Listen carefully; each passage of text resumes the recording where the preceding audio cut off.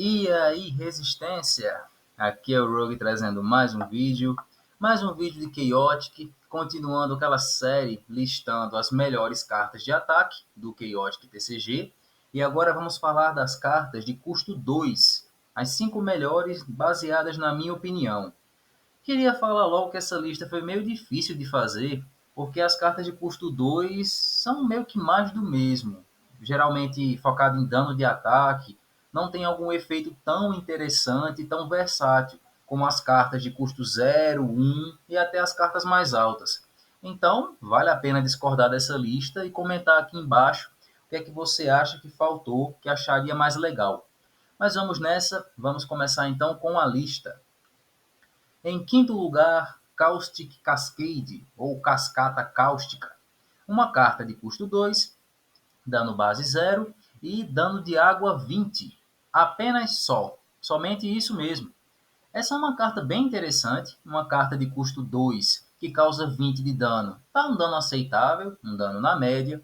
E assim, existem ataques de água que interagem com coragem, ataques de água que interagem com sabedoria e até que interagem com velocidade. Mas o bom do Caustic é que ele não depende de nada, só precisa realmente do elemento água e ele já causa 20 de dano.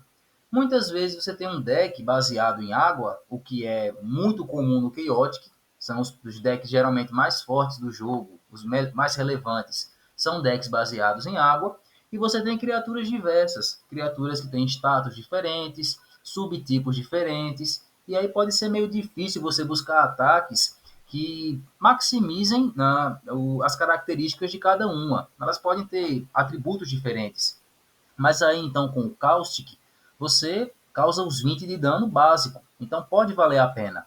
Por ser uma carta de custo 2, você pode utilizar ela para balancear cartas mais de custo 0 boas, como o Inner Flood, que no momento está banida, mas sempre esteve presente em decks de água.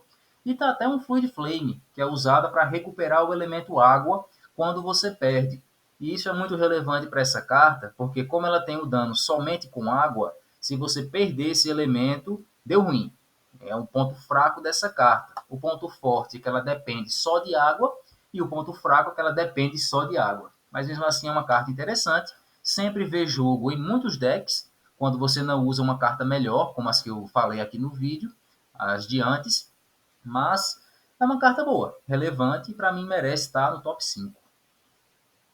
Quarto lugar, Xenocentric Wrath, ou Ira Xenocêntrica, ou o ataque da xenofobia. Um ataque de custo 2, dano base 10 e o seguinte efeito: causa 10 de dano se a criatura engajada do oponente não compartilha a tribo com a criatura que jogou esse ataque. Então, se as criaturas que estão lutando são de tribos diferentes, esse ataque pode causar 20 de dano, o que é um dano na média para uma carta de custo 2. Quando dá para causar mais dano, bem, mas 20 também está legal. Essa carta depende um pouco da coincidência, depende um pouco do seu deck e do deck do oponente, mas ela geralmente é usada por criaturas sem tribo, onde a mais relevante e mais competitiva é o próprio Ursis, que, como é uma criatura sem tribo, ele não tem tribo nenhuma. Então, independente da tribo que ele esteja enfrentando, essa carta vai causar 20 de dano. Então, é interessante, vale a pena jogar. Fora que, como esse é um ataque que ele é de não elementar e não disciplina, dá para você causar ainda mais 10 de dano se a criatura estiver equipada com a adaga do Bodal. Então, um ataque de custo 2 que causa 30 de dano, o que é bom, muito bom, e é um dano de certeza se for jogado pelo Ursis, por exemplo. Existe um local que dá suporte a ela ainda mais, que é o Portal para o Passado, de Dranark's Threshold, porque aí esse local já remove todas as tribos. Então, mesmo que não seja um Ursis que joga esse ataque, nenhuma criatura vai ter nenhuma tribo, então esse ataque vai causar os 20 de dano. Mas por outro lado, tem um ataque que ferra ela, um local que ferra ela, que é The North Range, que aí todas as criaturas vão ter a mesma tribo que você escolher. Então aí esse ataque vai causar apenas os 10 de dano base. Enfim, é uma carta boa, interessante, para mim merece estar na quarta posição. Em terceiro lugar, Dry Touch, ou Toque Seco. Custo 2, dano base 5 e um dano de fogo 10, e que tem o seguinte efeito: Se a criatura que jogou tem elemento fogo, a criatura do oponente perde o elemento água. Essa carta faz parte de um grupo, porque existem outras 3 cartas que causam dano com um elemento e removem o elemento oposto. A mesma coisa que ela faz. Só que diferente das outras 3, Dry Touch é muito forte, porque ela é um counter do elemento água. E o diferente dos elementos fogo, ar e terra, o elemento água é muito presente, muito forte na grande maioria dos decks competitivos, como eu já falei. Decks de outro mundo, tem muitas criaturas boas com elemento água, ou até algum defender bom como a Loma. Decks de Damian, geralmente os principais Mandíbulas, tem uma combinação boa de água e terra, então dá para você combater. Decks de Marillion, então, nem se fala. Praticamente todos os Marillions têm elemento água e dependem muito das criaturas Fluid Morph, que ganham contadores com ataques de água. E a criatura tem que ter elemento água para poder funcionar essa habilidade. Então, usando Dry Touch, você pode prejudicar muito o turno do oponente. Se for jogado no começo do jogo, na primeira luta, então, já vai ser bem perigoso, bem difícil de lidar contra. Então, mesmo sendo um ataque que causa apenas 15 de dano, geralmente, está um pouco mais baixo do que o desejado, mas o estrago pode ser maior do que se pensa, em questão do jogo, da movimentação dele mesmo. Então, é uma carta bem problemática, eu não gosto de tomar essa, principalmente quando estou jogando com um deck muito dependente de água, então eu acho que merece estar na lista das melhores de custo 2. Em segundo lugar, Mind Razor, uma lâmina mental, algo do tipo. Um ataque de custo base 0 e que tem 3 challenges de sabedoria, 5, 30 e 50. Cada um causa 10 de dano e ele é cumulativo. Se a diferença é apenas 5, ou entre 5 e 30, causa 10 de dano. Se for entre 30 e 50, causa 10. E se for de 50 ou mais, vai causar então 30 de dano. É uma carta de custo 2 que pode causar até 30 de dano, o que é legal. Ela também faz parte de um grupo.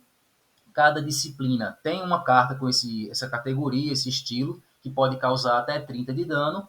Mas a Mind Razor parece ter um destaque legal, na minha opinião, comparada com as outras, porque tem alguns suportes bons, como o Tartarek, que além de ter uma sabedoria elevada, pode aumentar mais 35. Então, em decks de Wise Guys ou em decks de Chef Marillion, que ele é usado em um deck de chefe, é interessante, é bom usar. Fora o próprio Caral e Cubra, que também já dá um Intimidate de sabedoria 30, o que já ajuda a ter essa diferença. Ele tem uma sabedoria alta, então são 2 criaturas potenciais que conseguem usar bem essa carta.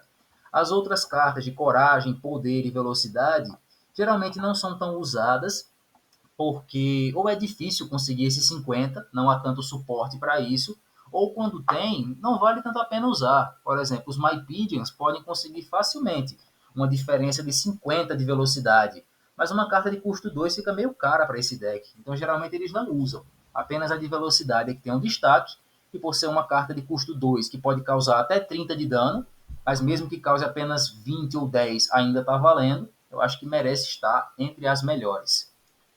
E na minha opinião, a carta de custo 2 que é a melhor nesse grupo acaba sendo Directed Bravery, bravura dirigida ou algo do tipo. Custo 2, dano base 5 e 2 stat checks, coragem 60 e sabedoria 60. Cada um causa 10 de dano. Essa carta também faz parte de um grupo de outras cartas que têm as mesmas características, mas com outras combinações de disciplina.